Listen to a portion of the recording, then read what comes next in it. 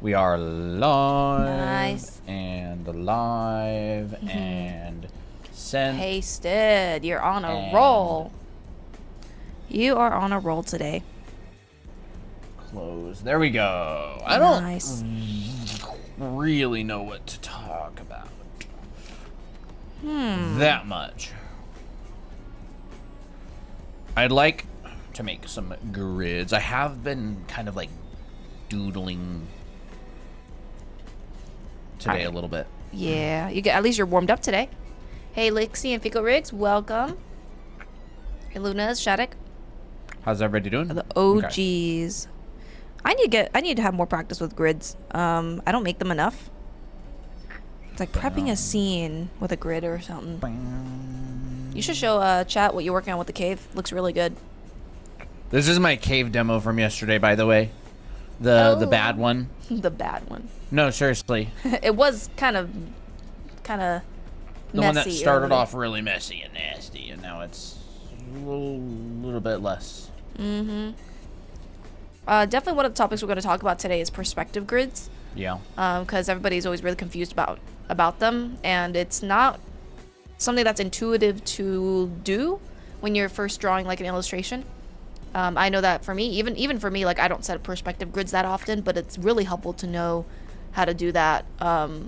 Just so you're prepping your canvas and stuff. Hey, Fox.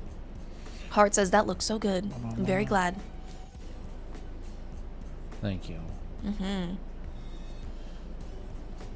I really like how you detailed the backpack and the miner. He looks really, really good.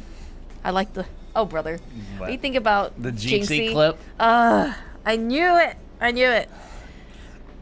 He's like, what did he say first? I don't remember. He's you know what I like? You know what I like? Like mining. He's like, we got any miners in the chat? He's like that's so funny. That's so good. How's your day been? That clip is hilarious. Good. It was a pretty good day. Yeah. Oh, I did. That's so funny. I made dinner. I cleared out my arrow garden. We watched some of our class together. It was really, really fun. Cave. We both did at the same time. I knew it. Yeah. So of course, as always, if anyone has any questions, you know, preferably about perspective, feel free to ask. Colton's just kind of gonna work on this for a while.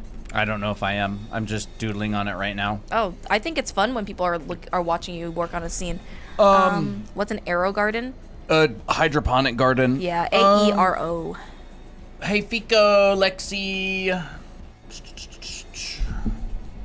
Day's been pretty good. I need to work on just more like basic perspective exercises, like just drawing things in a lot of 1 point, 2 point. Seeing what happens. Honestly, for me, a lot of the time, I just set up a grid like this. Like, when I drew this environment earlier, I don't think I saved the layers, really. But, Ooh. You kind of saved some layers. No, not really. Hey, Thomas? Whatever. When I'll do, like, a landscape or something, we'll talk more properly about perspective grids in a little bit. But, like, let's just say I kind of have, like, a landscape. A lot of the time I'll just do like a zigzag. And you can just do like a little grid like this. Almost think of it like hatching in perspective. Wait. So if I make like a rock or like a tree stump or something, right?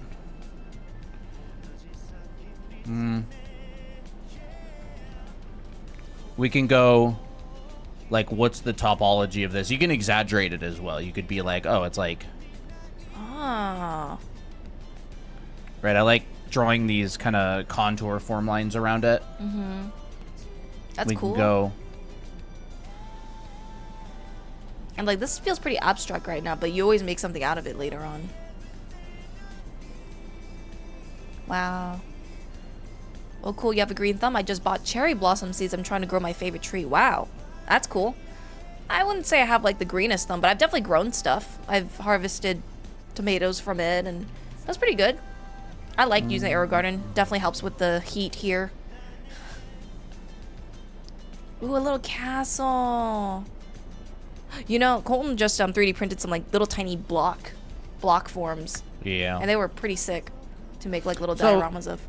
Yeah, you can even think about like grids like this. Like they're just pieces of paper.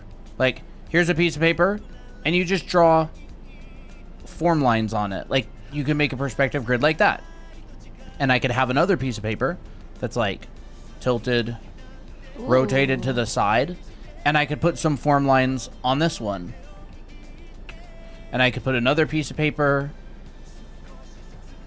that's like rotated right here, and I'll just converge. There's like the, little like pieces of paper like this. You could turn them into boxes if you want.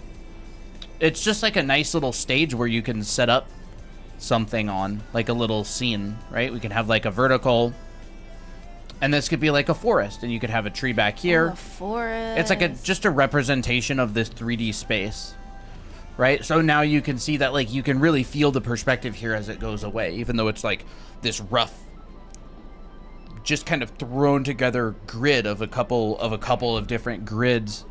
We can talk more properly about like perspective grids and stuff, but a lot of the time my perspective grids, I'll just have an idea of where the horizon line is, like, oh, horizon line right here. And so if I'm looking up at the ceiling, I'll get form like that.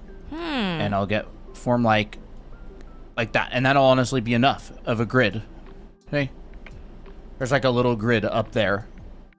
It could be a net above him. It could be this topology of the roof of the cave, or the ceiling of the cave. Wow. Yeah. That's cool. I've not really drawn anything yet. Does a spiral method usually work for foreshortening? I don't know what a spiral method is. I'm guessing they mean like something like this. And then they like try to draw an arm, foreshortened arm or something. Spiral method? You mean like the little scribblies that kids do?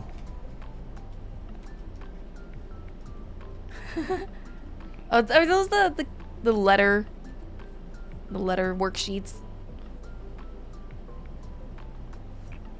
Like this? Is the table fake? This one?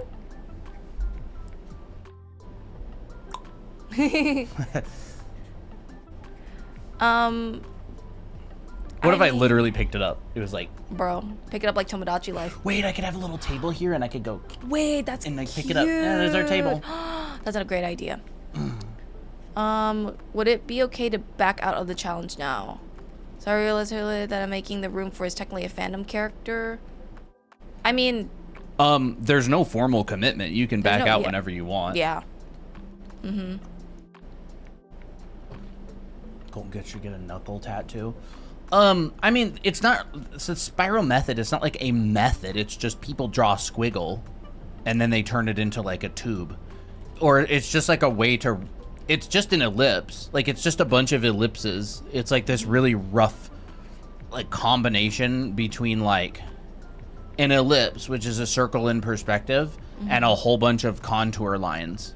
So like you just draw it through, but I don't particularly think it's any kind of a method.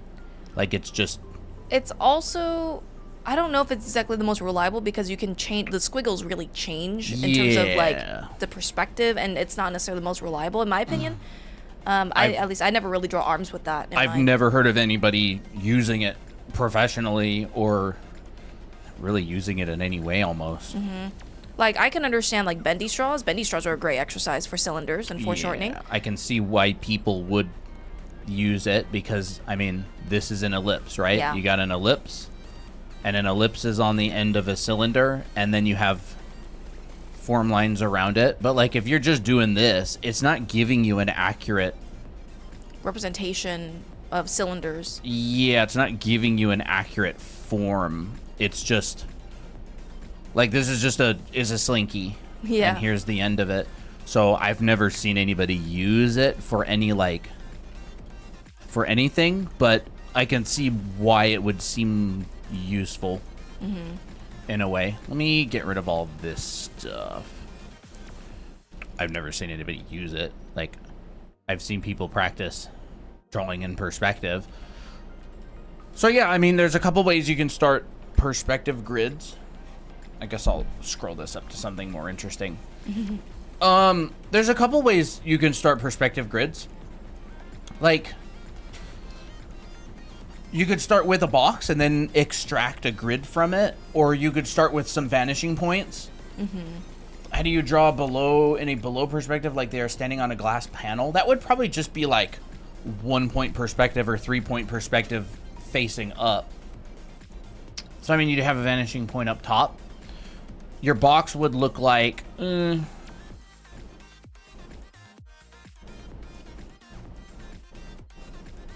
glass panel, huh? maybe something like this. So I just drew a box in like 3 point perspective pointing up. All right, and then I would just extract a grid from this. Like, I'd continue these lines. I would find where these lines intersect. Like, this is 3 point perspective looking up. And if there's obviously people standing inside of here, like, you get their feet and their legs. And, you know, here's another leg. Get a lot of overlaps in this perspective with the body as well. Yeah. They're like, oh. Right, like back to the basics. Glass panel, but only you the basics. know where the floor is. Like Kim Jong-gi did this perspective a lot, and it's just like you establish an invisible ground plane, like you're looking up at the box from below, and they're standing inside of the box on the box, and you see through it. It's draw through. That's how I would approach it, right? And of course, it's just looking up at stuff from below in like 3 point perspective. That sort of thing, right? That's cool. I know what worksheets you're talking about. Yeah, we all did them as kids. At least I did it. I did. Like in the States or something. Yeah. I want to learn these. It's so cool. You want to learn like grids and stuff? Learn what? Oh, grids? So, grids. Like I said, you can start with a box. That's what I do a lot of the time.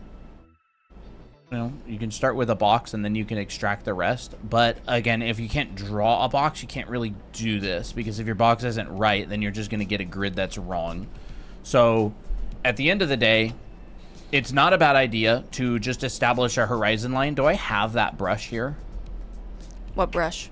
Here it is. No, drinking my water, Yeah. Applejack. Oh. You could just make a new layer, click a whole bunch of times with this brush, and then that can be like a little vanishing point. And people use this like a lot, right? So you go, okay, here we go. Whoa. This is just a really simple 2 point perspective grid. There's 1 point. There's the second point.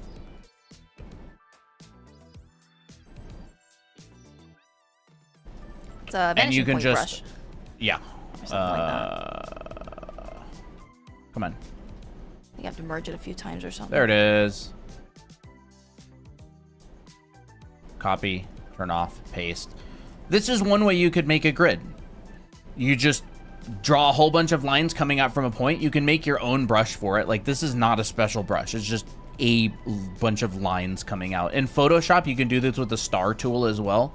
If you work in Photoshop, you can use the star tool. Ah, star tool. Star. We go, make it 99 sides. 99 sides. Wait, what? What is this? I don't know. Did they change the star tool? It's possible. I mean, it's been a while since you used it. This is Photoshop. Oh no, the polygon tool. Sorry, it's not the star tool. Okay. Polygon tool. 99 sides. You indent them by from center. Where is it? Star ratio. Oh, there it goes. I love when we just see the cattail past the camera. There we go. So star ratio 1% from center, and you give it 99 sides, and now you can click and drag, and you've got a vanishing point.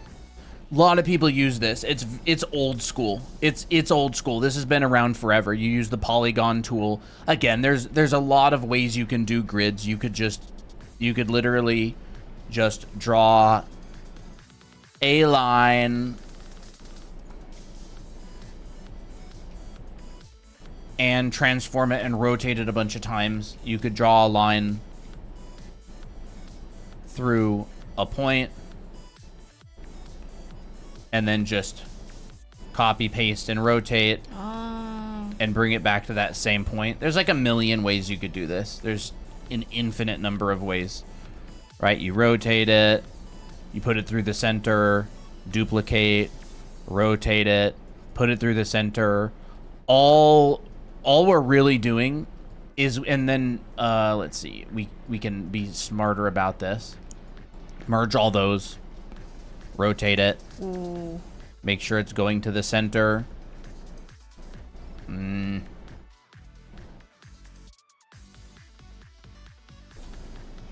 Merge it, duplicate it, make sure it's going to the center. Like, this is a super slow way. There's a lot of tools that can do this for you instead. Is there a limit of vanishing points? No. Like, it's kind of a... You would want to use a limit in your art just because there's technically an infinite number, just because... Think of a vanishing point as I can take a baseball and I can throw it so far in any direction that it will eventually disappear because it's too far away, right? You have to understand, like, what is a vanishing point? Vanishing point is the point that you get so far away you can't see it anymore. Could you throw a baseball in any... If you were floating in the middle of space, could you throw a baseball in any direction and eventually it would get so far you can't see it anymore? Yes. So there's an infinite number of directions something can disappear in.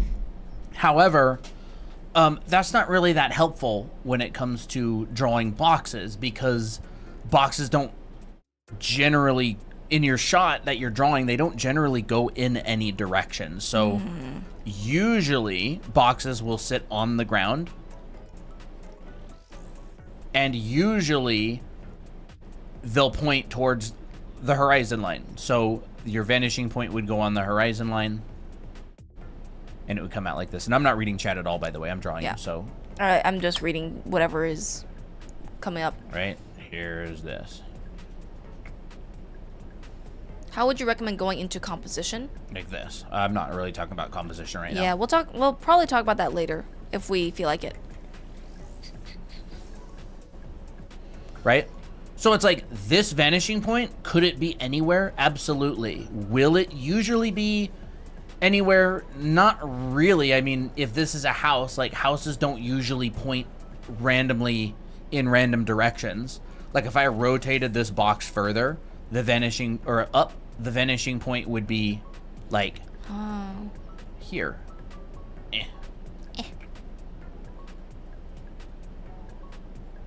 Right? If I rotated this box down, the vanishing point would be down here. If I rotated the box left and right, like this way, the vanishing point would move left and right. And so now you have, like, up, down, left, right, infinite number of directions. But, like, yeah, anything can disappear in any direction, technically. You're just not usually going to have an infinite number of vanishing points in your scene, because you don't really need to. That's an interesting question. How do you make sure that your cube is a cube and not a rectangle? It's hard. Yeah, it's very hard. First off, I want to say it's hard. And anybody claiming that it's easy is either doesn't actually know how it works or is not being entirely honest. Making something a cube is difficult. They taught us how to do it in Art Center, and it involved creating a brewer grid and guessing using an expensive ellipse guide set. I would recommend to do it in 3D if you really need something correct. Otherwise, you can just, you practice. Like, I would say buy a Rubik's Cube. I don't know where my Rubik's Cube is. No. Yes.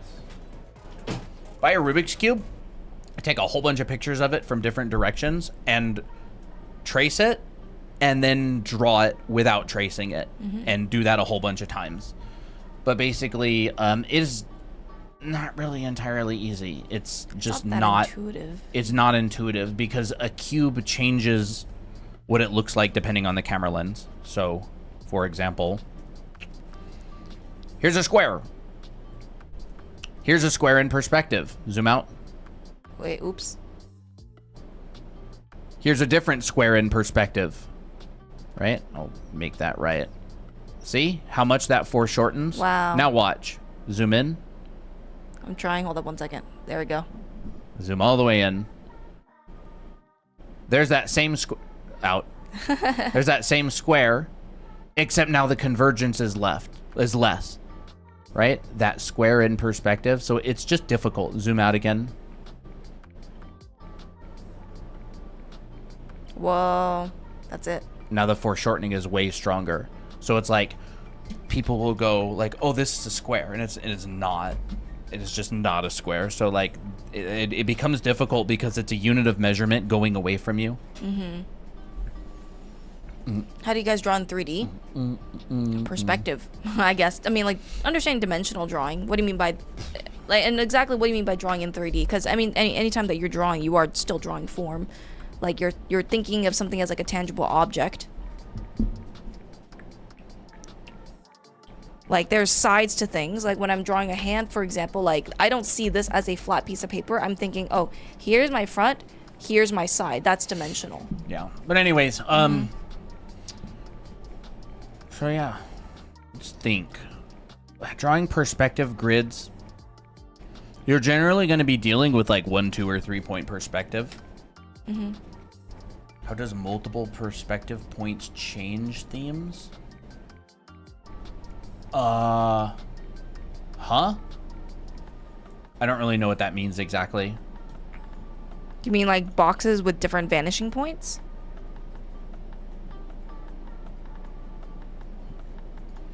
I don't really get it. I don't really understand that. How does it change things? Like, if multiple sides of something are going away from you, they're getting smaller and therefore they have a vanishing point.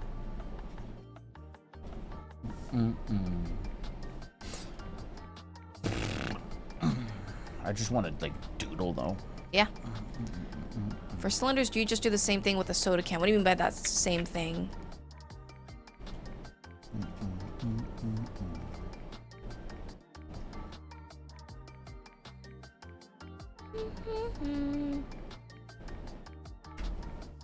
I wouldn't know how to draw a fractal, to be honest.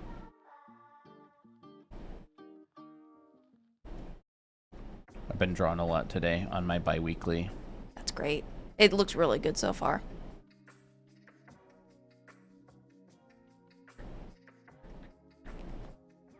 Hello, Nagate? We were just talking a bit about perspective grids earlier and just some perspective. But Colton is working on his little cave piece, which I'm really liking so far. Yeah, I don't really, I'm not really sure what I'm gonna do with it. It's not really anything. It's more just like a little thing. Little thing to work on. Currently, I'm designing my own Pokemon type creatures. Nice. That's fun. Nice. I remember when I was a kid, our class went to bowling, but I never paid the bowling thing, so I never went. So I was like the only kid that didn't go. But the teacher let me draw on the board, and I was basically just drawing like so much Pokemon on the whiteboard. And it was really fun. It was a fun time by myself, genuinely. It's a fun little memory challenge too, like trying to memorize what Mew looked like or Pikachu looked like. I feel like after studying perspective for so long, I can finally see the perspective grids in art. That's awesome. Nice. That's great. I like that. Like when you can actually finally see what's behind a lot of things.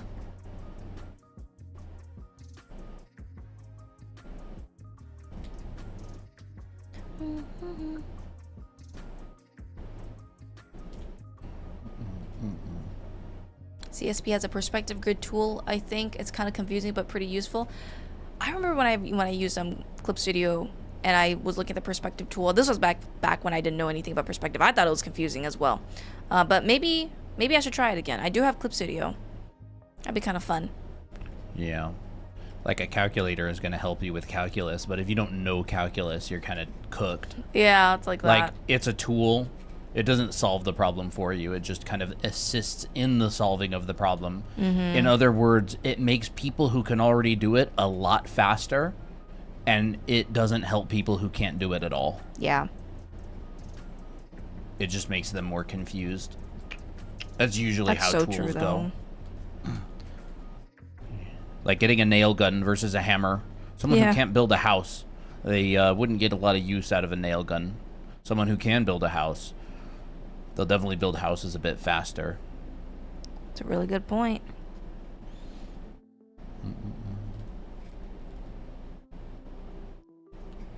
Do you guys have an OC? Yep, we have a lot. Mm-hmm. Colton has his Miki OC. We have a lot of OCs in our books as well.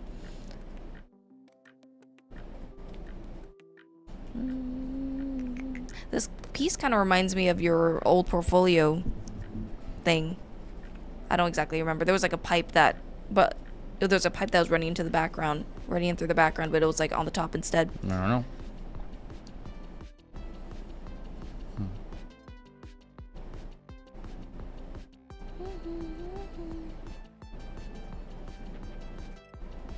Gee, I'm so late, so now I don't understand anything. I mean, Huh? not understand what? I'm just doodling right now. Yeah.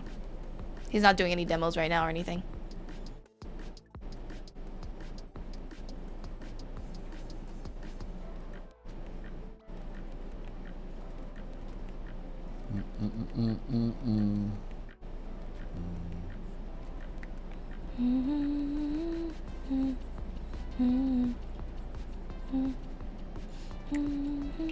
I have a question. How many people draw along with the stream and like do the exercises and stuff? How many? So if you draw along and actually like draw with what we're drawing, let me know. And if you draw along but you just do your own art on the side, like you doodle your OCs or whatever, also let me know. Yeah, be fun to know. So like if you drew your own art, just say I do my own art. If you draw along and actually like study what we're talking about, say like, oh, I study what you're talking about. Cause like I'm kind of interested. Like I got kind of bad news. If you don't actually practice what we teach, you won't get better at it. I hate to break it, but it's totally up to you. Like obviously I like it when people draw along. I'm just saying like you're not gonna get any better at this stuff if you don't do it. Are you guys live every day? Yeah, these days we're live every day for like the next week or two. Sometimes I'll draw with you, sometimes I'll do my own stuff. Most times I'm Nice. cooking dinner, driving jobs, etc. That's fun. Multitasking, nice. Yeah, I think some people kind of use it as like background noise when they're Podcast. doodling, and other people use it kind of like class. Not that we really You guys make can it use it. like a class. You can use it however you want, of course. I'm just wondering, curious. Chaddock says, I work on anime art school homework during streams. Nice. Nice. That's fun. Real, y'all have no idea how much I've improved from these lives. I'm so glad that we've been helpful for you. Awesome. Do you make paper tutorials too? What do you mean by paper tutorials? I don't do origami. No, I don't either. I don't full paper. I'm actually really bad at doing that. Anything crafty, like I have to use my hands and build something, I'm terrible at. But that's just because I never practiced. If you mean traditional stuff, like occasionally. I think one of our very first very first tutorials on TikTok were made traditionally. I study what you're talking about and it actually helps. That's awesome. It's really encouraging to hear that. You know. I value you guys and your life, so I try to always have you on even if I'm not following along with what you're doing. Thank That's you. fun. That's very nice. Yeah, I'm kind of just curious about it. We'll make there be a hole in the roof here. Ooh, hole in the roof. Sick.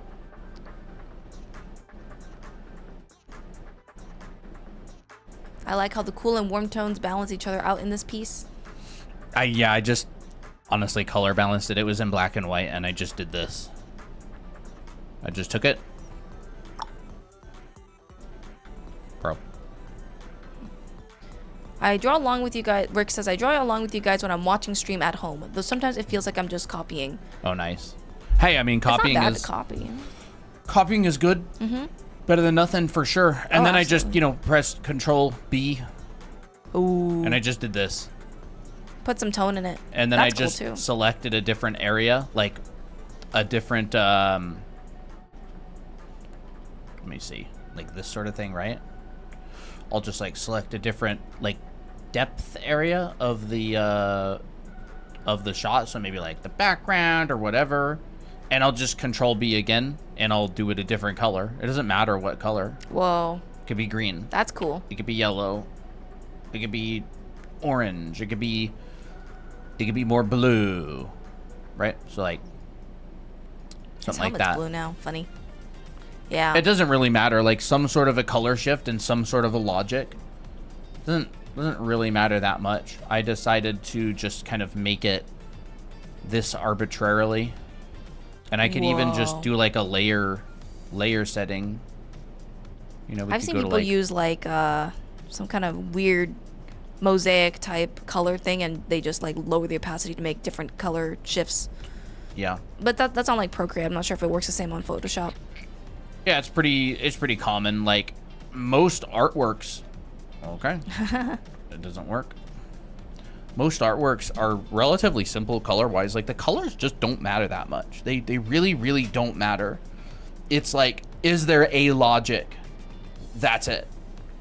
I'm like, okay, I made my area that's by the character kind of bluish. I made the area in the background a little bit more pinkish, purplish. And then I made this light coming in yellow. I could have made the light coming in light blue. I could have made it like really any color. It doesn't actually matter. Just understand that like if you're making it light blue, blue is a relatively dark color. So what ends up happening is it just doesn't really read as a light that much. So just be aware, like you're aware of the limitations of color. Like if I want to have a yellow background and I'm going to choose blue as my light, that ain't a light. No. Light is lighter. That's darker. Can't make blue light compared to the yellow. That's a limitation. It's just a limitation. You like the light coming from the sun is not this color ever. Ever. It's because it's not light. Like blue is dark, and a blue light isn't very bright. Unless you add a lot of white to it, and then you could go, oh, now that's just the same, right? So you go, okay, well the yellow is, let's make the yellow darker. And it's like, okay, here's my yellow, and then my light is blue. And so I have to add a lot of white to the blue. There we go, now it's lighter.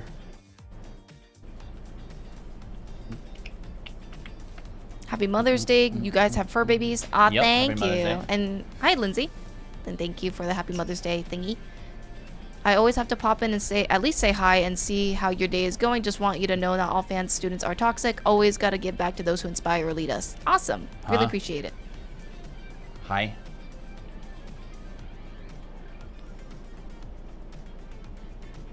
Nah, I don't think very many fans are toxic. Nope.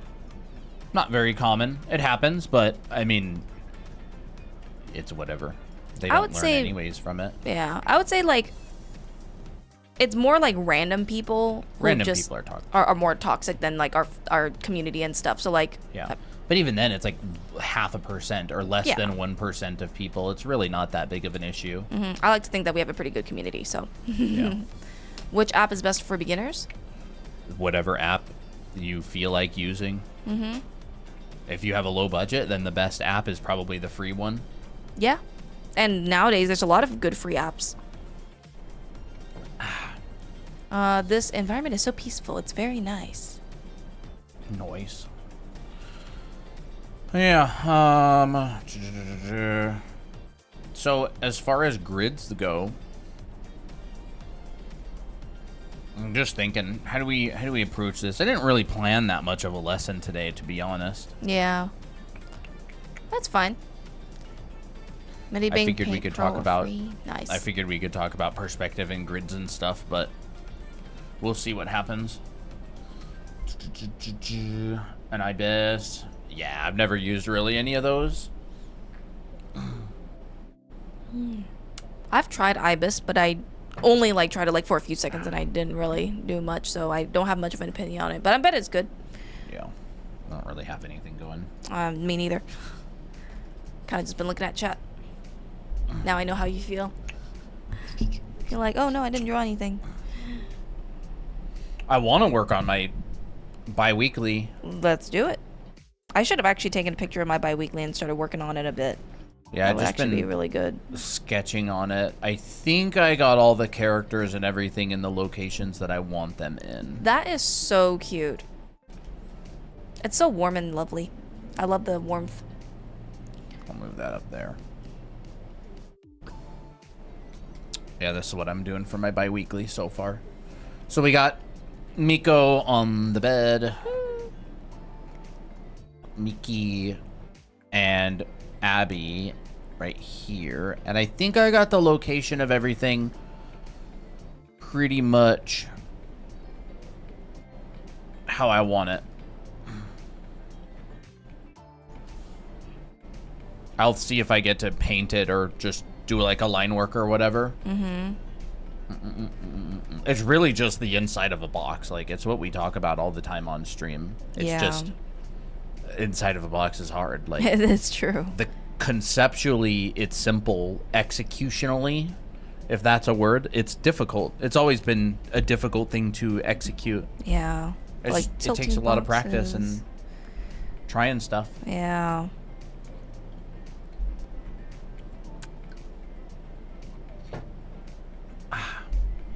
Lost for my bi-weekly, man. Hey, sometimes you're just lost and you just kind of experiment and explore and see what happens.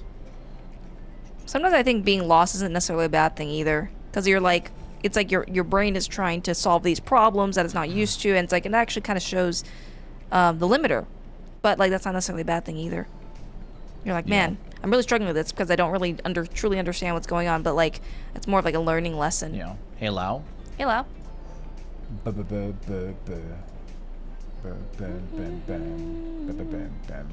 feel like I need a bit more. I need to stylize more my body types. Like I want to be a bit more bold with decisions.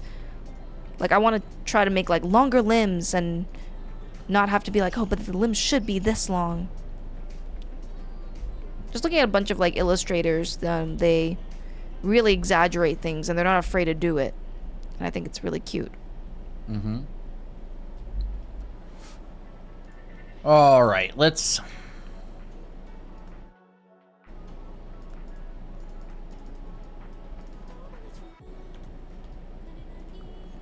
think there's a cute pose too.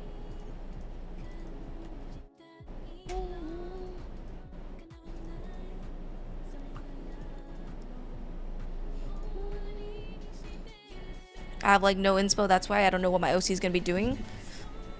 Well, no harm in just sitting and thinking about it and just choosing, you know? So, the way that I like to set up grids, as I basically go like, what direction am I looking at stuff from? A lot of the time, I'll just set up a 5-point grid. Like, I'll think about it in my head in terms of this, right? Here's my circle, and this is advanced, but I figure it might be kind of interesting to hear my thought process about it. I absolutely don't expect you to be able to do this in any way, shape, and form, but it could help just by like thinking, because this is hard. It is. So I'll set up like a 5-point grid. And this is like a standard 5-point grid, right? So this is Z in the middle, and we'll just set up a... And by not be able to do this, I mean you'll be able to understand it, but execution, you'll definitely not be able to draw it. If you're not familiar or like with the fundamentals and stuff. Yeah, but this is really how I think a lot of the time when I approach something. So I'll put my Z vanishing point in the middle, all right? And I'll put my X on the left and right, and I'll divide this one in half. Right, we'll just kind of do a... Come on. That was bad, too. It's hard to draw 5-point grids with the, this tablet. All right, and then we'll divide these two in half, and this is my top and my bottom Y. And I'll think, like, where am I looking from? Am I looking up at this? Am I looking down at it? I just kind of have to do these. There's that one. There's that one. This is not all grids, by the way. There's this one. So I also think like dividing in half, right? I take this length right here and I divide it in half. And that's where my line goes through. And I take this length right here and I divide it in half, and that's where my line goes through. And this length, you divide it in half, and that's where my line goes through. That's genius. So like, it doesn't have to be halfway. It's just something to shoot at, because it's a grid line. Like it could be at any point. I just think about it in that way is all. I think when you like kind of section it off like that, it makes it feel a lot easier. I mean, you're basically just bisecting that section in half. Yeah, it's just bisecting this kind of like curved shape. All right, and then we do the other thing here. There's one. There's one. There's one. Y to Y. There's one. I'll just draw it as one line. Come on. It'll zoom out a little bit. I find this one really hard. Let me draw it as like an up. That's a good idea. So here's a pretty simple 5-point perspective grid. And if I'm looking down at something, I'm basically down here, right? If I'm looking down at something, I could even kind of subdivide this again. Let me just do like this and that. Yeah, we'll just do this. I'm just adding a couple extra grid lines here. If I'm looking down at something, I'm going to be in this area. If I'm looking up at something, I'm going to be in this area. If I'm looking like at the side of something, I'm looking in this area. Like if a 2-point perspective box would be right here, right? This is like your Kren's cube. It's like a 2-point perspective box would be here. If I'm looking front at something, it's going to be like here. Here's the front of my box, right? There's my box that I'm looking through at. So in my head, a lot of the time, I'll set up a grid like this, and I'll go, where in this 5-point perspective grid am I looking? So if I'm looking up here, my box would look like this.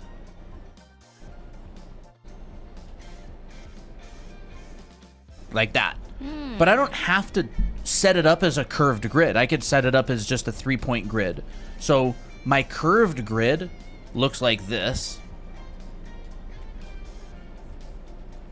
Right? And my box in that grid. It's like a little snapshot of the whole. Yeah. And my box in that grid would look like whatever, like this.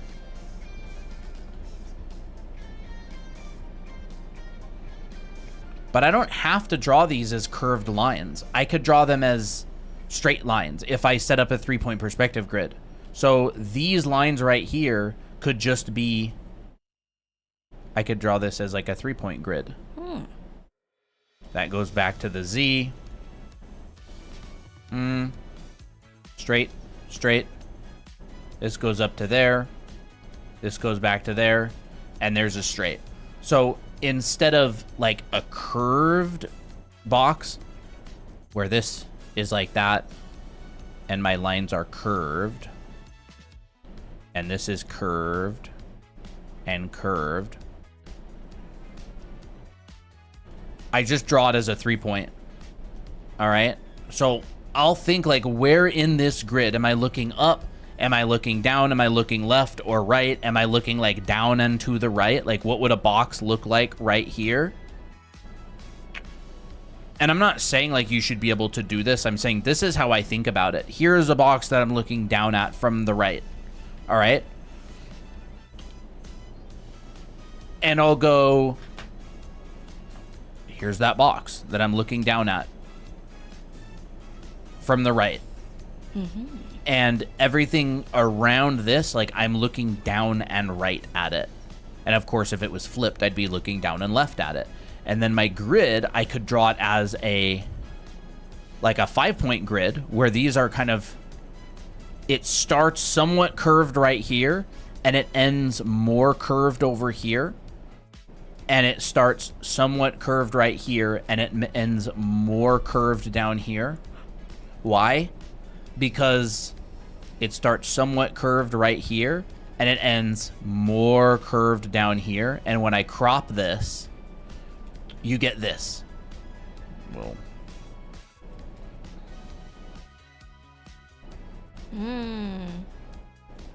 Right? Little bit curved, Very lot curved. Right? Here's that 5-point grid, right? Here's my Z. Here's my X and my Y, right? Z, middle, X, right, Y, the bottom. Here's the chunk of that circle. It's almost like, where on the pie are you looking at? This is this chunk of the pie. Yes. See? Wow, it's so accurate. This is this chunk of the pie, but I don't have to draw the whole pie. I don't have to draw any of the pie. I can just draw a little tiny slice of it. Wait, And you're so onto something. This goes to the middle. You're just eating part And then of the we pie. have the middle. Right, I'm slicing this pie like this. We can just make a chunk of a 5-point perspective grid. And so in my mind, when I draw a 5-point box, I'm just like, oh, I want a box right here. So I'll go like this. Yeah. Wait, the pie analogy is so helpful, actually.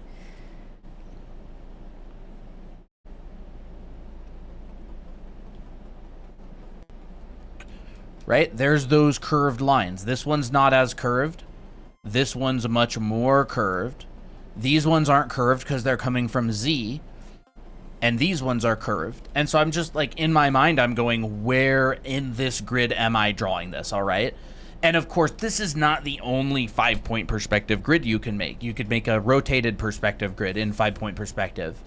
And so I haven't done a lot of these from like imagination or whatever. But so like a rotated perspective grid in 5-point, you would change the position of the vanishing points. You would have your circle. This represents a 180-degree field of vision. It's straight up, straight down, to the left and to the right. This is just like a representation of around you in a bubble. This bubble represents a circle cutting your vision in half, up and down and left and right. If you had you and you're standing here, the circle is that. It goes forever that way and forever that way. And then the bubble in the front is like this. This is the circle that I just drew, represented. So if you look up at 45 degrees,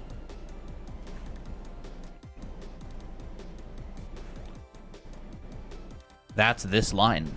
Wow. Oh, this wow. right here That point. is this line. Yeah, it's a slice of the circle.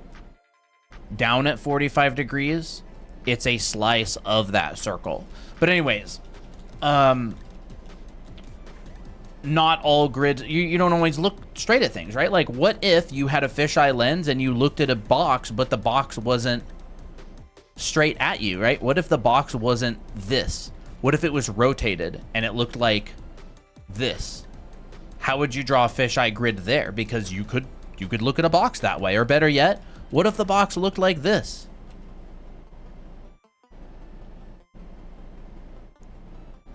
What if you're looking at a box at like a 1:2 or a 2:1? Or better yet, what if you're looking at a box from the corner? What if you're doing this in a fisheye lens? Right?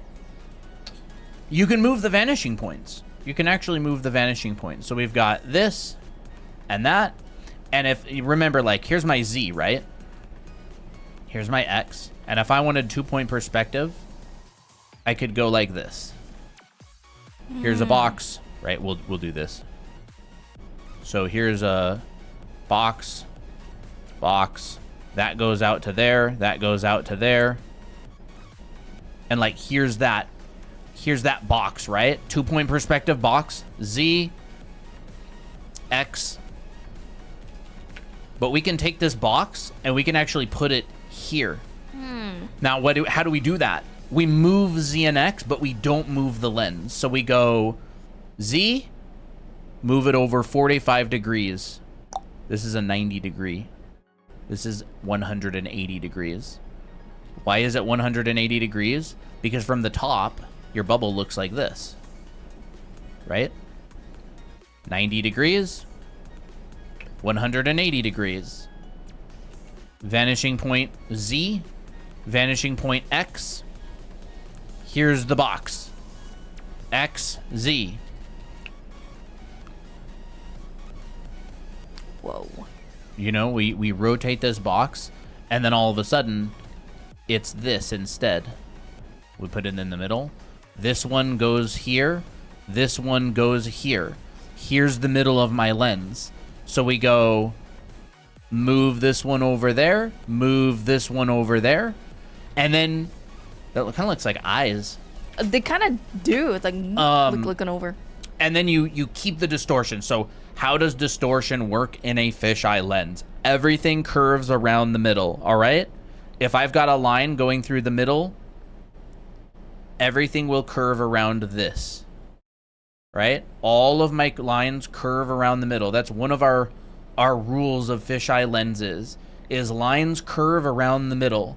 If the line was going this way, it would curve around this center line this way. Like that. All right, so any line that goes through the center of our lens is straight, and all the other lines bend around it like a magnetic field. And so now that our vanishing point is here, we're not doing this, right? Where's the middle? Here's the middle. So we're going to bend around the middle. All right, we're gonna bend around the middle, and we're going to bend around the middle. Bend around the middle. It's kind of like a magnetic field. It really is. I love drawing in fisheye perspective. It's so much fun. Bending around the middle, right? Bending around the middle, bending around the middle. And then what do these ones do? They go like this.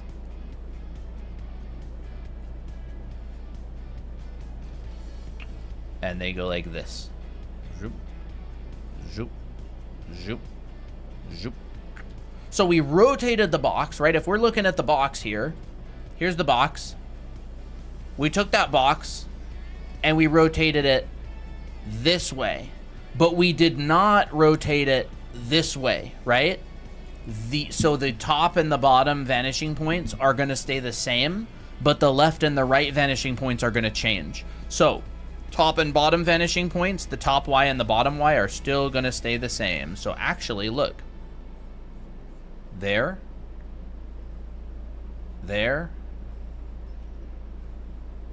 There. Come on. I can't draw a line. There we go.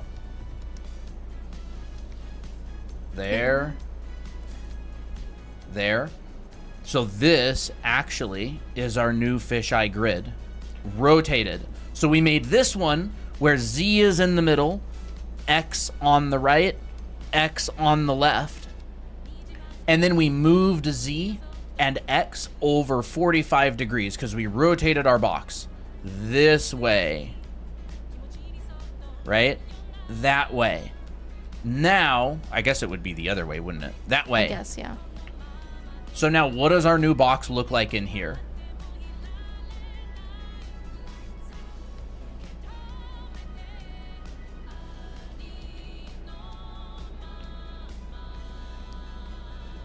That's our new box.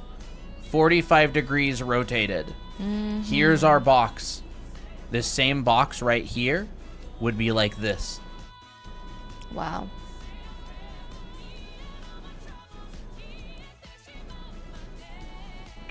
Zero degrees rotated. We're facing the front.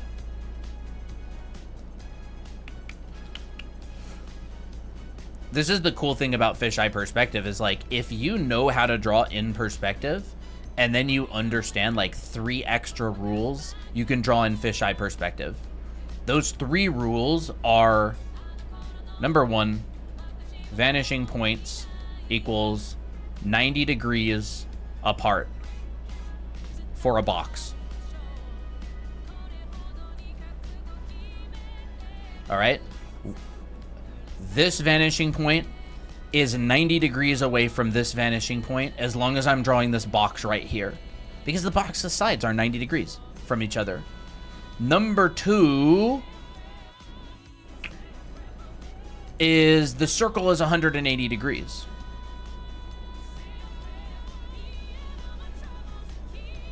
So now you know where to put your vanishing points. You go, well, if I put one vanishing point, how do I know where the other one is? Well, it's 90 degrees away from it, and the circle is 180. Mm-hmm. So if this is 180, then that would mean half of it is 90. So if I put a vanishing point right here, then I would put the other one right here, because it's half of the total distance. So I go, this end, come out that far, this one, come out that far.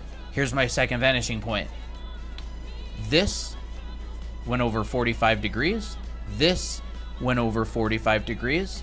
I measure using the circle, and it makes it way easier. And then number 3, these are like, I kind of came up with these rules just based on like investigating fisheye lenses and stuff. Like I don't know. I've never really taken a class that taught fisheye lenses. I kind of just experimented myself, and I saw some of Gene's stuff, and then I bought some fisheye lenses and took pictures and drew over top of them and everything. Number 3 is your lens center is straight and your lines curve around the center. So all lines curve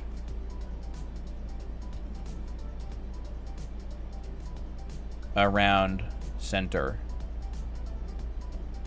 right? Center is straight. Any line that goes through the center is going to be straight. So all lines that go through the center are straight. So if it goes from one side of the circle, goes through the middle, and goes to the other side of the circle, that is a straight line. Always. If it's here and goes through, it's straight. That's the reason that Z is straight, because all of the lines that come from Z go through the middle of the circle. See? Straight, straight, straight, straight. All of these are straight, straight, straight. And then all of the lines that don't go through the middle get warped around the middle. And so no matter where your vanishing point is, your lines are going to warp around the middle. Let's do like a third grid. All right. Like we'll just draw like a circle here and we'll test that. So vanishing points are 90 degrees apart. Okay. So let's just say vanishing point here. I don't know, vanishing point there. Okay. So this is 90 degrees and this goes through the center. So I've come over that much and I'm going to go over that much. So these vanishing points stay 90 degrees apart from each other. Okay. There's one. Then all lines curve around the center. So this is a vanishing point, right? So it gets a bunch of lines coming out of it. But hold up. This would be under like a normal lens. Under a fisheye lens, all of these are going to curve around my center. So my grid is going to look like this. Okay. Okay, there's one. This is the center of my lens. Here's 2.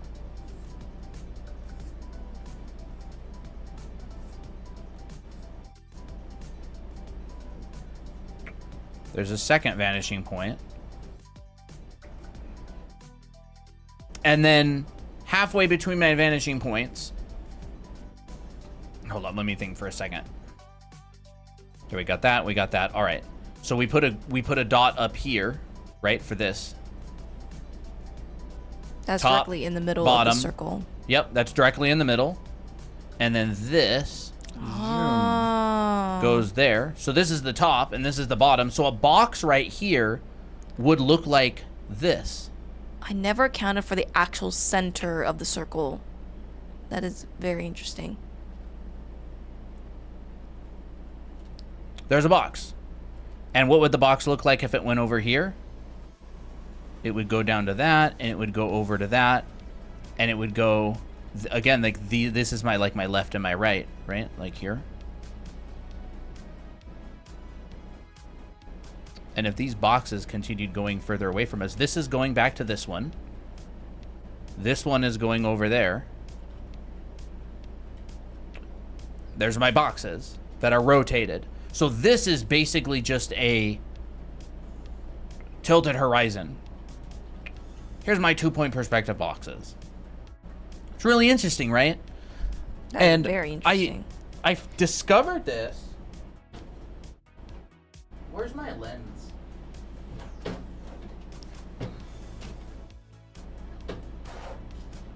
By buying one of these. This is a 235-degree fisheye lens. So it's not the circle, it's wider than the circle. So the circle is 180, this is 235, okay? So it goes beyond the outside of the circle. But if I take my phone, like, look how interesting this is. Can you make a vanishing point on your, Yes. Come on, please screw in. There we go. I just bought this on Amazon. It's like less than 15 bucks. Here you go. Okay, so if I go to my photo and I clip this onto my phone, I don't think so. It's kind of complicated to be a short. Well, I guess more like the 3 rules of... Okay, so Christina just drew... All those lines are straight, right? You can get your ruler out and check. These are straight lines. Let's like check. Checking my work. Yeah, that's a straight line. Yay. It lines up. Okay, well, what about this one? Okay, yeah, that's pretty much a straight line. That's a straight line. So I got my lens here, right? My fisheye lens. It's like dirty or something, dude. It's probably a bit foggy. It's foggy. I got my fisheye lens here, right? This is looking at this. Look. As long as I keep that in the middle of the circle, all those lines are still straight. But as soon as I move this, whoa, those lines start curving. Look at that. No matter where in this circle I move it, they all curve around the center. See? That line right there is going through the center. It's straight. Wow. But if I move it, it curves. So the middle of the fisheye lens is always straight. And so I can put that vanishing point anywhere I want. You can see it right there. They're still straight. It's the lens that's causing them to warp. So remember what I said? Like, fisheye perspective is everything before it, and then you kind of add a filter. Add extra, like a filter. It's fisheye perspective is basically a filter on top of everything that comes before it. And there's just like a couple of rules to keep in mind, all right? Like that. Wow. See? There's that vanishing point. So like, there's that right there. That's the one I drew there. Wow. There's that right there. Like that. That's the one I drew there. It's interesting because it just distorts everything under it. It like, you see a much wider view, and like that's what it is, right? Like your body and face is normal, but yet if you put a fisheye lens up next to you, you get all like distorted. Yeah. Well, it's almost like the center of the lens feels like a North Star. Like, oh, like that's like your guiding area. Yeah. Like and that's why I use those couple of rules. Like my vanishing points are 90 degrees apart. It's like my circle is 180 degrees. And then all the lines curve around the center. And of course, if you go outside, like this is where it gets kind of a little bit more complicated, unfortunately. But you can actually go outside of the circle. And so if you go outside of the circle, the lines look like this. Look like a little onion. Yeah, it looks like little magnetic lines of the earth.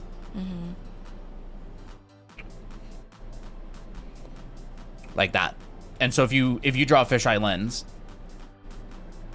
and you go outside of this circle, let me think for a second. I'll just move this down.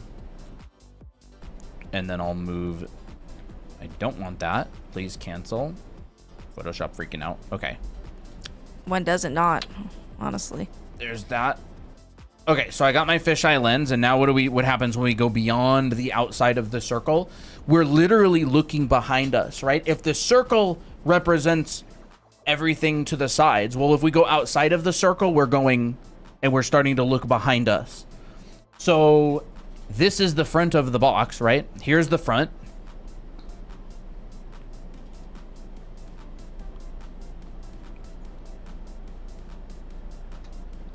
Here's the front and the top. Here's the box going below us.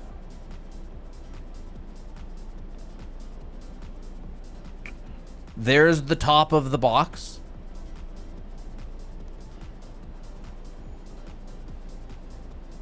And then what happens? Here's the back of the box. Like that. So this box is going behind us now. We're like looking under us at the box. I'm just not really drawing it to scale that well. Here's the top, and here's the back. Like you're literally seeing the back side of the box. It's going past you, and you're seeing behind it. And then these lines, they kind of like.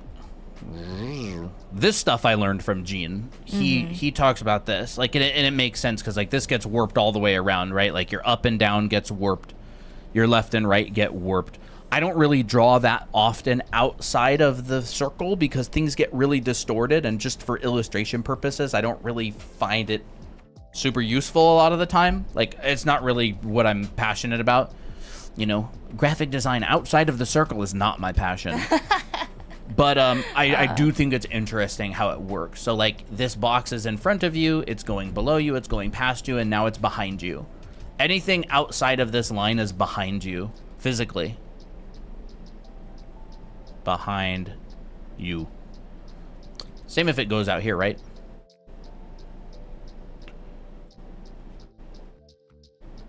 It's like this.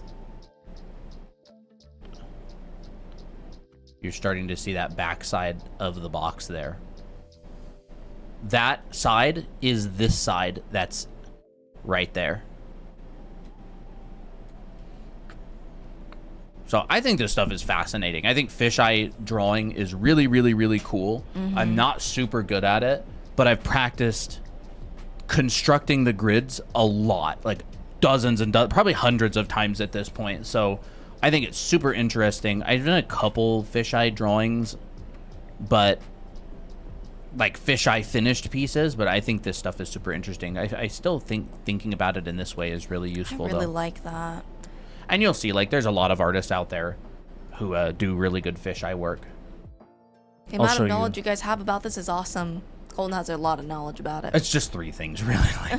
Like let's be honest, it's just these 3 things. But it's like, it can get easy to be confused. So let's see this in action by a really high-level artist. So here is TB Choi talking about it.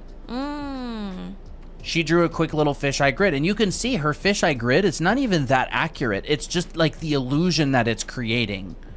You don't have to be crazy accurate with this. It's like you can create the effect.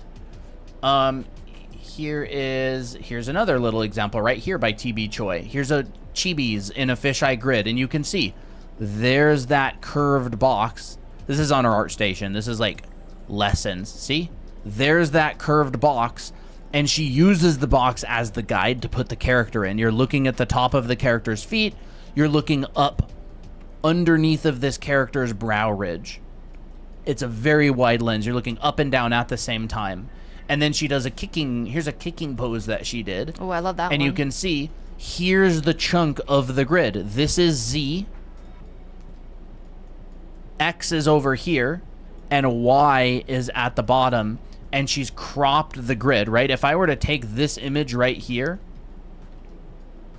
let's just like take all of this and we map it to what I drew earlier, it would take place right here. I'm kind of popping my microphone a little bit. Multiply. There's Z. It's like here on that fisheye grid. So most of the time, artists, they don't draw the whole fisheye grid. They just draw part of it.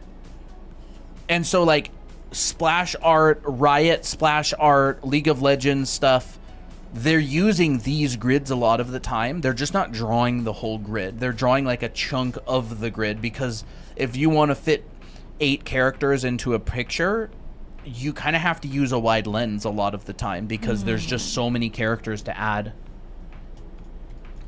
It's interesting, isn't it? Like, I find this stuff super interesting. Look, here's another one that she did. This is a silly meme. Oh, is that the panda? Yeah, it's the panda meme. When was that really popular anyways? I don't actually know. Right, let's just line that up Maybe with it's popular that. with artists. There you go. There it is, like, on the grid, roughly. And it fits? It's the same, like, here's her horizon line. This is going back to Z. These are straight. These ones are curved around. This one is curved around. And you can see that her box, like, for her sketch, is not particularly that accurate, but it is filled with understanding of what she's doing. It's filled with understanding, and that's what creates the illusion. Look, here's another one by her. Another right here. Let's take this, turn it to multiply. All right, where's our horizon line at their head level? And they're a little bit tilted, so we'll tilt them back, and then I can't see the stinking grid, dude. I don't know, it's something like that, right? It's like you've got these really extreme, and it makes sense too, because look, here's a box. Like, this is beyond our field of vision here. And then here's a box. Using the grid. It's interesting how the foreshortening of that head is not that extreme. Yeah, I mean, you want an attractive looking character. May I take a screenshot of all this later? Sure. I'll be posting this in our Discord server. So I just kind of wanted to give you an example of fisheye.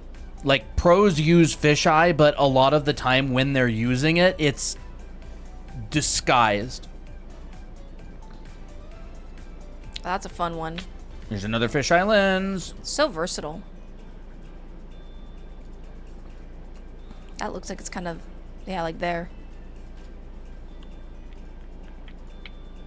There we go. This one is looking down. It's a fun shot. See? You can see all those curves.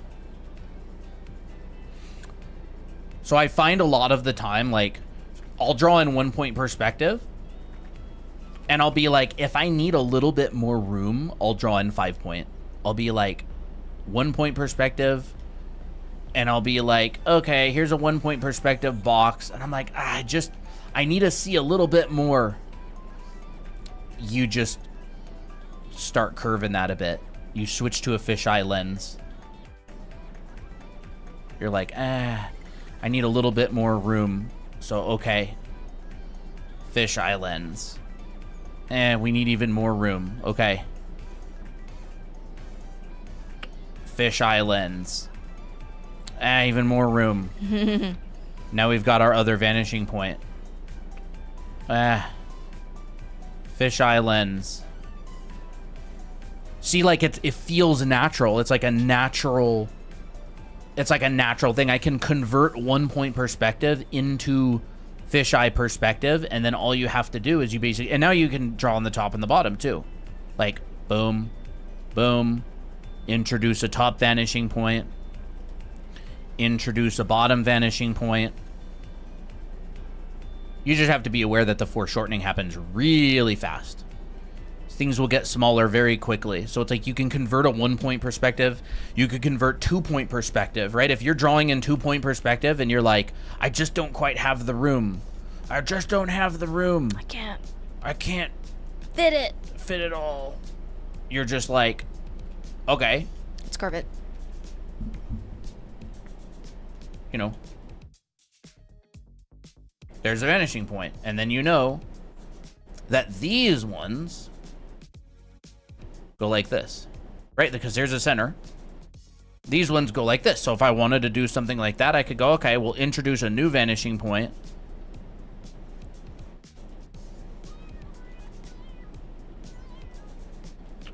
Over there. And now you can see the far side of this building. Or if it's like a hallway or something. It's just a little useful trick. This is like a trick that pros use that they don't teach in most perspective classes that I've found. Heck, I'm not even going to teach it in my perspective class. This is super advanced. You have to be pretty comfortable with perspective in order to be able to do this. Which you can sign up for the perspective class on our website. Yes, if you want to get comfortable with that perspective. See, there's that curvature. There's that curvature. If you do want to get comfortable with the perspective up to this point, I am running a live class coming up in June, starting June 7th on Sundays. And I'll critique all the homework that you turn in, and we'll get you up to speed on perspective. I've been just kind of playing around with some grids and stuff here myself. This does unlock, like Benji, I would actually say doing some 5-point perspective grids is actually really useful to get you a better understanding of even just like normal perspective, because it comes full circle. It does. Christina took a mentorship with Gene, and he had her do like dozens and dozens and dozens of fisheye grids, and it helped her perspective so much. Because like when you're learning perspective, if you do a whole bunch of fisheye grids, you'll notice that like your hand will start to naturally curve, and you won't get lost as much. Like look at this, right? Vanishing point. Well, I'll do this. Vanishing point, right? V, P. And if I know fisheye perspective, I'll go, well, my other this is 90 degrees. This right here is 90 degrees away, because I know that the vanishing points of boxes are 90 degrees. And I go, okay, well, this is the center of my lens, so I know this is going to be curved like that. It wouldn't be curved like this. It would be curved like this. And this would be curved like that. And this would be curved like that. So, like, a lot of the time beginners will get lost in perspective. They'll get, like, overwhelmed, and they'll get, like, confused in their brains. They're like, wait, what do I do? What? So, like, it gives you the ability of kind of, like, reverse engineer it and go... Because perspective isn't, like... You're cheating it all the time anyways. It's illustration purposes, right? Like, it's cheated. It's the way to, like, show 3D things on a 2D surface. So you're always cheating perspective, and you're always fudging it. Like, this is totally fudged. This is cheated. It's like cheated in a way to make it more comfortable to look at. You're cheating the perspective, and you're going, I am faking this for clarity. It happens all the time. You're like warping a bit of reality, but like, yeah, it's just because. Hey, that's my drink. Excuse me, Toby's Toby. here. Toby, baby. I'm new to Krita and the digital aspect of art. Can you explain the point of layers and how or when to properly use them? Layers is just there for your convenience. Yeah, they help with, like, you can make a line drawing, and then you can paint underneath of the line drawing. Like, if I wanted to draw underneath of this, I could go make a new layer below it, and now this is on top. Yeah. I move that layer up, I can't. Yep. It's like, imagine this line drawing was made on a glass panel, and now you could put your painting underneath the glass panel. Yeah. Yeah, it's a lot to take in, honestly, this kind of stuff. Yeah. You gotta have, like, in order to do fisheye, people mistaken, like, oh, can you do fisheye lens, as if, like, we can teach it in, like, 5 seconds or else they leave. A lot of people will underestimate how much you actually have to learn. So, like, that's why 1 and 2 and 3-point perspective boxes is so important, because it all ties together, as Colton said. You know, the 6-7 practice method again? You mean this one?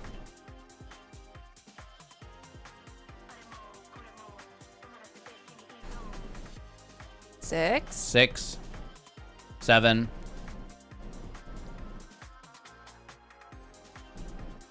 Like, clothing fold 6, 7. It's goated. Like, I'm not even kidding. It is the most useful 6, 7 I've ever found. I cannot forget it. For good, for better, or for worse. It's impossible to forget. It's impossible to forget. It's so amazing. But yeah, I mean, and every time I'm drawing in perspective, like, I'm connecting it back to what I know. Like if I'm drawing a box like this, and I go, ah, crap, I should expand my scene out. I go, Z is up here. This is curving. This is pretty straight. This is gonna start to curve this way. So if I draw more boxes going this direction, if I like really need to expand my shot, I know that these are gonna start curving. These are gonna stay straight. And if I draw another box even, this is gonna curve. That's gonna continue like that. And this one, we might see more curvature. And it's like, I just will naturally kind of start curving things. It's like, it would feel very, very awkward if I started doing this. Like. Oh. Yikes. You know what I mean? Like, it feels like a beginner. It's like there's this lack of underlying knowledge. And so even when I'm just drawing boxes from imagination, like, I know where I am. I'm here. You know I'm which here piece in the of grid. pie you're on. Exactly. Like, I know I'm down here. And so I would never draw a box and bend it this way. Because it's just, it wouldn't work. Like, it wouldn't bend that way. It's very interesting. It's like this thing to keep in mind. I think I'm going to use the pie idea from now on. And so if you make a linear perspective grid, like a 2-point perspective, pie idea. Like, just like what piece of the pie are you Oh, on? yeah. Like what quadrant? Yeah, what quadrant? If I were to make like a linear 2-point perspective grid and I just wanted to cheat it just a little bit, like if this is feeling just a little bit stiff, I could go, all right. Oh, I could just curve it just the littlest bit. Like I would never do this. I wouldn't curve it out this way. Not unless this is a block of Jello, in which case you could curve it like that. But it's like, I would understand the limitations of that. So like Benji, if you're still here, I would say it's actually really useful. It's really, really useful because it helps connect everything else together. It's like a bigger picture type thing. You don't even have to be good at it. You can just, like, you'll eventually, I would literally say, like, draw 20 grids.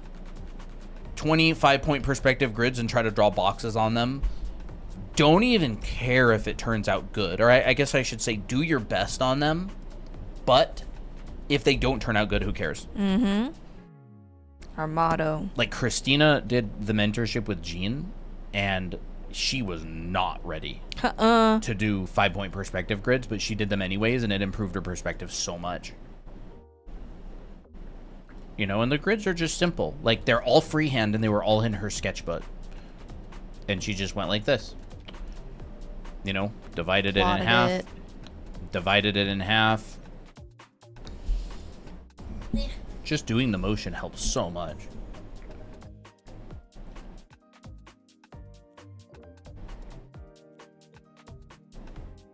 And that will basically go through where it crosses. It should. My drawing's not that accurate. There we go. And then there's that one, and there's that one, and there's that one. Come on. Like, my circle's not even that accurate.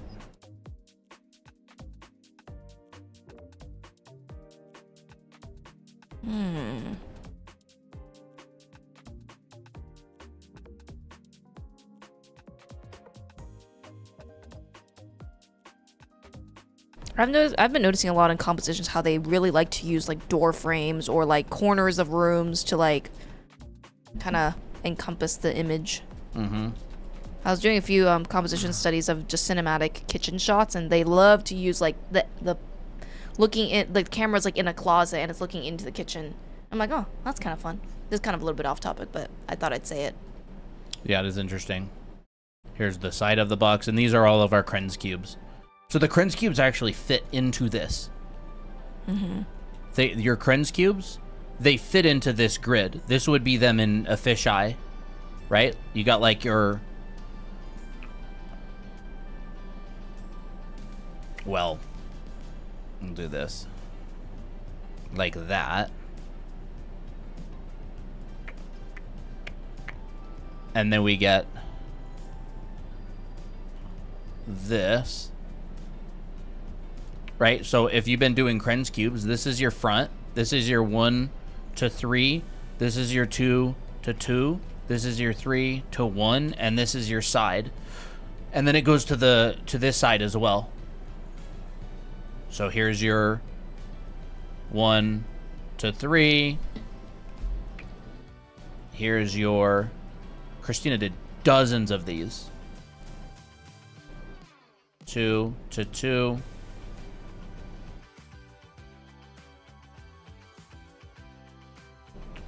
Here, 3 to 1. Huh? No, nothing. This person says, I wake up every day hoping the two of you have created a manga/anime and published it on Crunchyroll or someplace so I can go read and watch. That's funny. That'd be so funny. That'd be so fun, honestly. Yeah.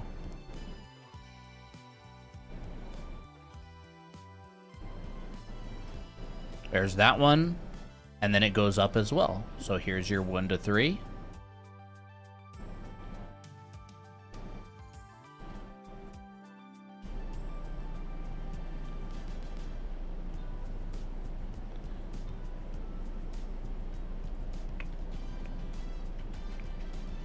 And then here's your bottom. This is the bottom of the box. And then it rotates here as well. So it goes up, and this is like a rotated one. And then this starts going up in this direction. So it's like here.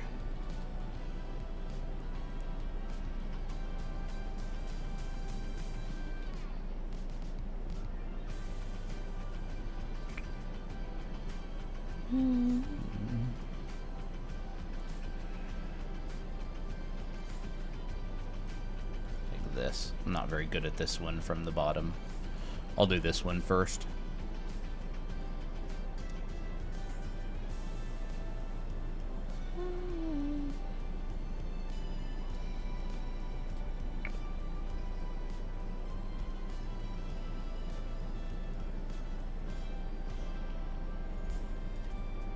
Cool.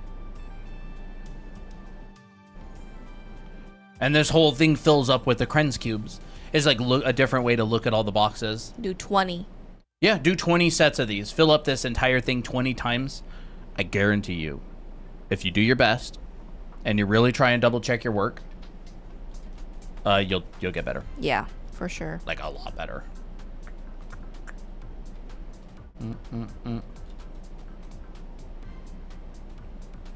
20 is a lot. I'm gonna struggle trying to get that done in a week. Takes a lot of mental energy, but it's worth it. What was he saying about like Asian art memes versus like Western art memes? We're taking this class and the teacher was talking about like Asian art memes are like, get up, message your mentor, do your best. And Western art memes are like, I hate getting up and drawing. When I don't feel like drawing. I so don't feel like drawing. Or that feeling when I have to get up and draw. It's like, that's so discouraging. It's so, you know, such a toxic mindset to like develop.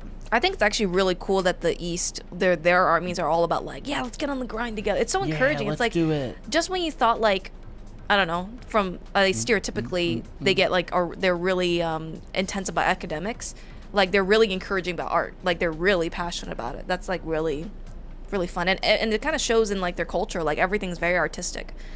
Here in the West, I don't know. I just like think it's meh. kind of a funny difference. I never noticed it before, but now that he points it out, I'm like, wait, I do notice that. I'm not very familiar with art memes, so I would need to. I just do look at art. some. Yeah. I don't really think about memes that much.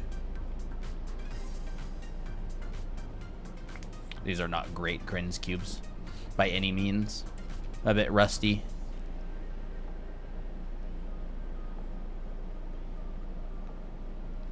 I draw that box a lot. I don't draw this one as much. I tend to work on the bottom right quadrant of the grid. Oh, you do? Yeah. I like working on the like lower angle stuff. Yeah, I don't draw a lot of upper angles and stuff. Upper angles are hard.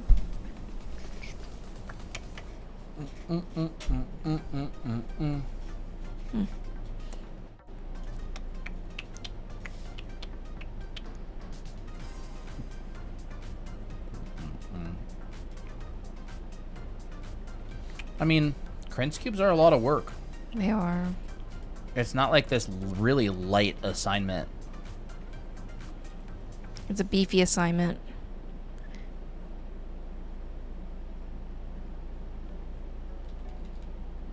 Mm-hmm. That's why having a mentor is so important of some sort. So like to keep track of like if you're doing this really difficult assignment, you're like, you know, the mentor's like, oh, are you doing it correctly? Yeah. So helpful.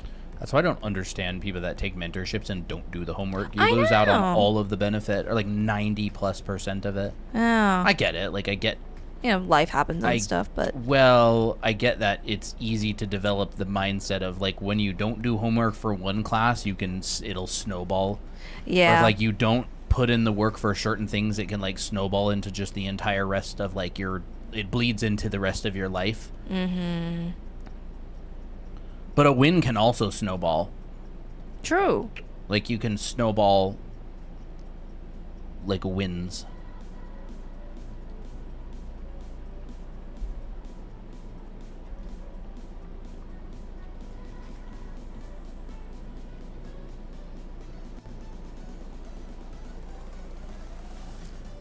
It's kind of doing some perspective practice. It's actually really fun. It is. When you get better at art, the art practice becomes more fun too. Yeah, you usually enjoy things more the better you get at them. That's another secret. Is if you've ever learned like an instrument, it becomes fun once you get like a certain level of fluency. Like things become a lot more fun when you get better at them. Mm-hmm. Not only do you get a lot of compliments from other people, but you're not like just confused all the time. Yeah. It's definitely worth getting, in my opinion, to a level where you're better, because you get like a lot of benefit. It's very hard to get good at like drawing because you have to go through such a long period of time of like almost like very little benefit. That's why I think it's important to like celebrate the wins early on. Like you get something or something clicked and you're like, oh my gosh, like oh my gosh. You don't really get rewarded by your drawings. Like you'll get rewarded by the jump in improvement, but like there's a very long period of time where you just generally don't like anything you make. You'll like the fact that you made progress. At least this is how it was for me. Like when I was a beginner, I didn't like any of the stuff that I made really. And it wasn't until I was in school that I actually made some stuff that I was like, wow, this is actually not that bad. And I don't think there's anything wrong with this mentality. Like, I don't, you know, you feel how you feel. Yeah. I think rewarding yourself based on things other than thinking you're amazing is great. That's a really good point. Like, you reward yourself because you did a good job. You showed up and put in the work. You reward yourself because you understood something. Like delayed gratification. Like you don't have to be amazing at everything all the time. Like it's okay. Sometimes you don't have to feel good about your artwork all the time. Like either. There's definitely some fun parts about being a beginner where everything isn't fresh and new. Yeah. But I also think that people get stuck in like these tutorial forever loops of watching tutorials and never really practicing, because it's like you get a lot of joy out of learning things. Mm-hmm. And it's like people will spend forever watching tutorials and never actually practice. So it's like there's kind of pitfalls all over. Yeah. I got this scene in too. Ever since when I saw like that piece of the chunk of the grid, I'm like, oh, I need to try drawing this scene in this chunk and see what comes out. And then you like, and you're like, oh, I recognize you this scene. start noticing when artists prefer a certain chunk of the grid. Yeah. You'll go, oh they this like this artist one. uses this chunk all the time. Yeah. It's very Here's interesting a group of stuff. Bullies cornering a person here. I'm like, oh, that's kind of fun scene. Yeah, it's like the bottom chunk of the grid, like just below. It's like it's right here. Yep, right there. Yep. Yeah, like that shot that Christina did takes place like right here in the grid. You can see. There it is. You don't have to draw the whole grid. And it doesn't even have to be super accurate. That's another thing is like perspective doesn't have to be insanely accurate. It's just, is it enough to create the illusion? Oh my gosh, like splash art, concept art, illustration, it's cheated all the time. It's like the goal of the perspective is to assist you in creating the illusion. Yeah.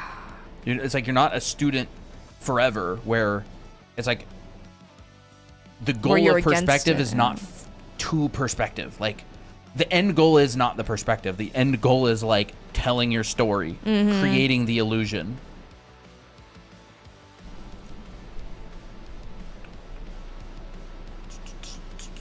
I think it's more rewarding when I'm like, oh, I'm going to draw a grid and I'm going to just see what comes out, because I tend to have a really hard time with just drawing a scene straight out. I mean, who doesn't?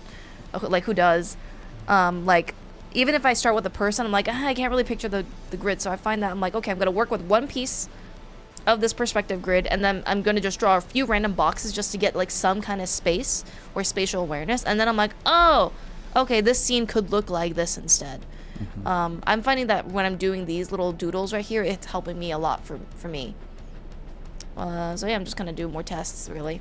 It's kind of fun practice. Fun little practice stream. Yeah.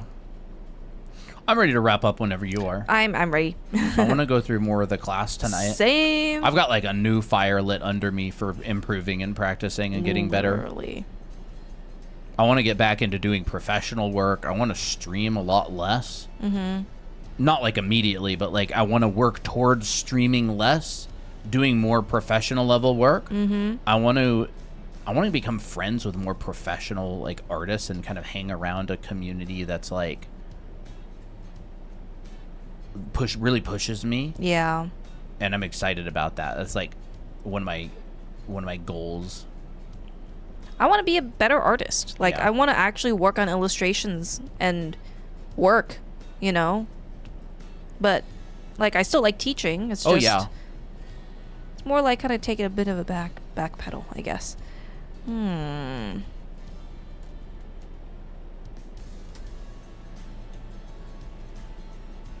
I stagnate. Like, I'll Yeah. 100% stagnate. I've stagnated, too. Oh, that's a worst fear is stagnation for me as well.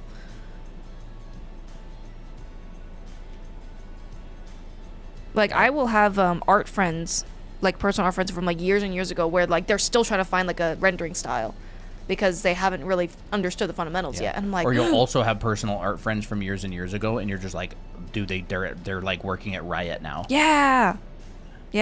Like, I have a lot of classmates from back in school, and I'm just like, they're like working on just projects that I'm just like, I could never do that project. Like, not right now, but if I kept practicing and kept like taking classes and everything, like I'd be like, dang, I need to get to that level someday. It'd be fun. I'm very inspired by it. Me too. But like, inspiration without action doesn't really amount to anything.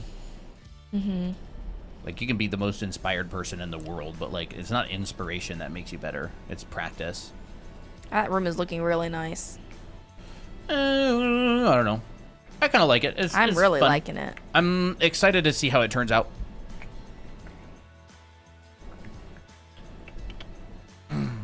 Super cute. I don't feel like bad or anything that my classmates got really good. Like, I started a business, and you know, everybody's got their own journey, so I don't really feel bad. It more inspires me than anything. Like, I Gotta get better. yeah, it's like that gotta get better mentality. Everybody's got their own journey. Like, you can't compare two people one to one. It's just, it's not fair to the people being compared. That's a really good point. Because, like, I don't think the person who you're comparing to wants to be compared either. They're like, I got my own journey, you know? What device are you using? Colton is using an Intuos Pro. Yeah, I'm drawing Large. in Photoshop. Yeah. Well, this is like the sketch kind of where everything's filled in. I don't know if I'm actually going to go further than this for my challenge or not, but I'm pretty happy with it. I find it very inspiring. Like, not every single time that I see another artist who's better than me, it turns into like, poor me. Like, I don't think that way, really. I don't know. Like, I can be inspired by stuff. And not every single person who's better, not every single long day of practicing with long hours is some like toxic thing. Like, I genuinely enjoy.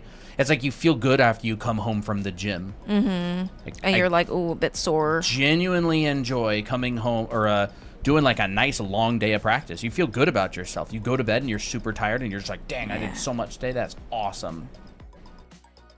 And there's rest days, and that's Totally fine. totally fine as well. Like, everything in its own time. But like, I find that there's artists out there, they get absolutely paralyzed in terror about like, oh no, what if I burn out? Or what if...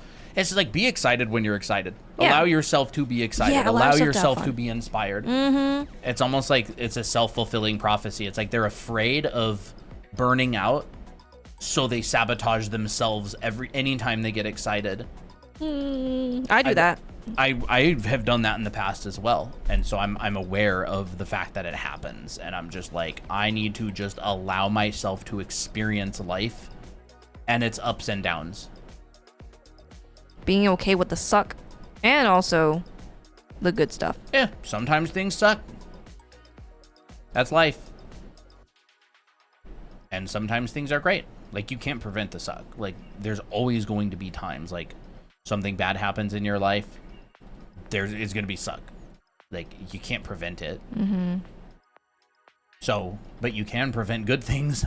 Yeah. Like, you can like prevent yourself from enjoying good things that happen because you're afraid of the suck. And then everything is always suck. And it's like, well, that's what I didn't want to happen.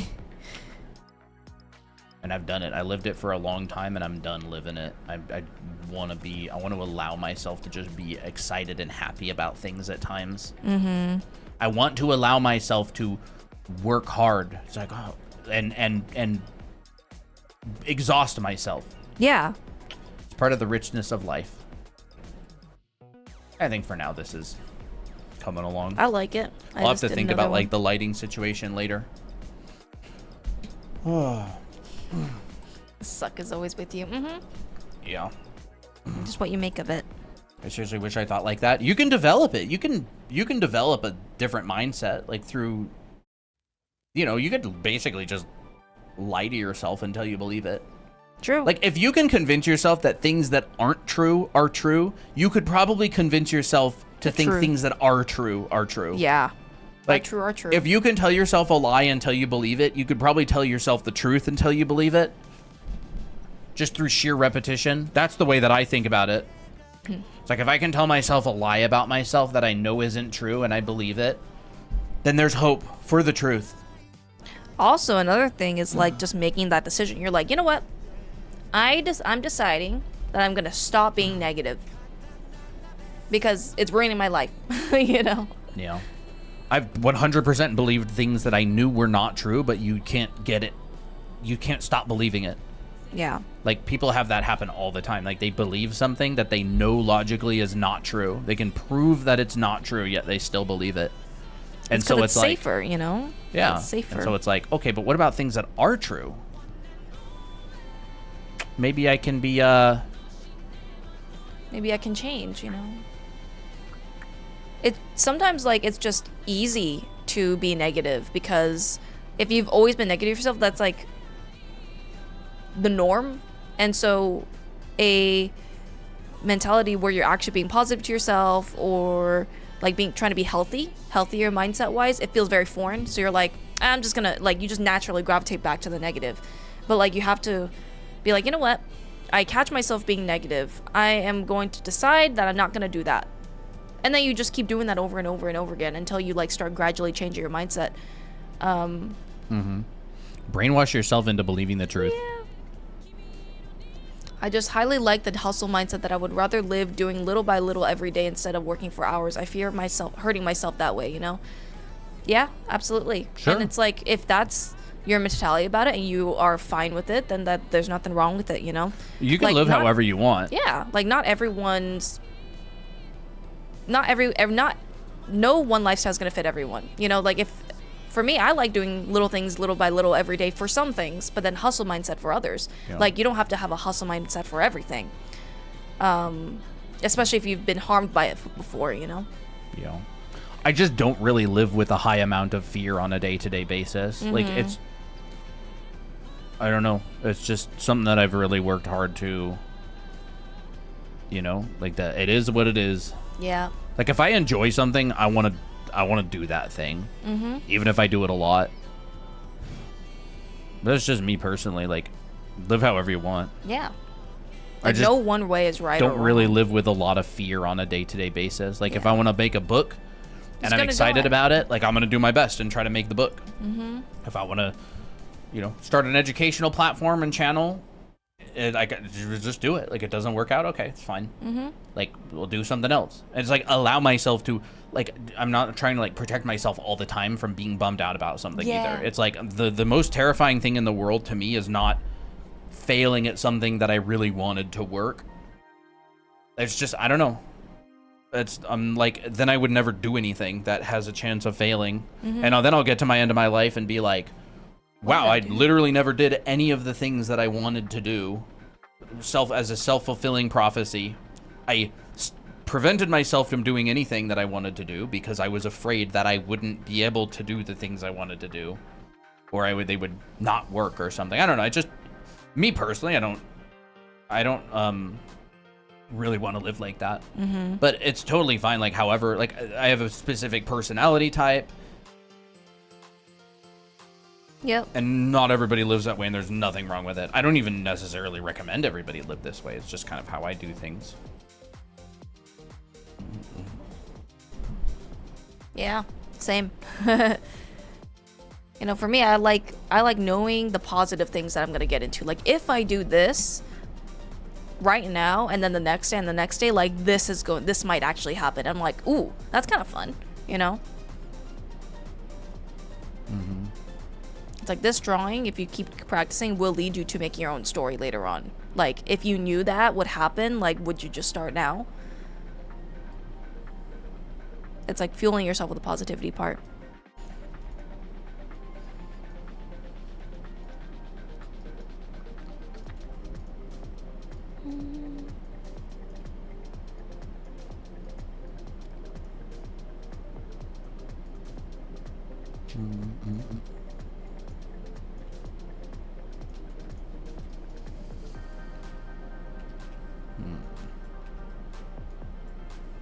Well, I'm ready to wrap up. Yeah. I'll work more on this tonight. You want to continue going through the class thing? Absolutely. We never did get to that simplified anatomy part. No. I'm hyped about I'm that. so hyped. I'm like so excited. I'm like, no, we stopped at the good part. I mean, like, a lot of the class was really good, but like the Yeah. demo part's always what I look forward to.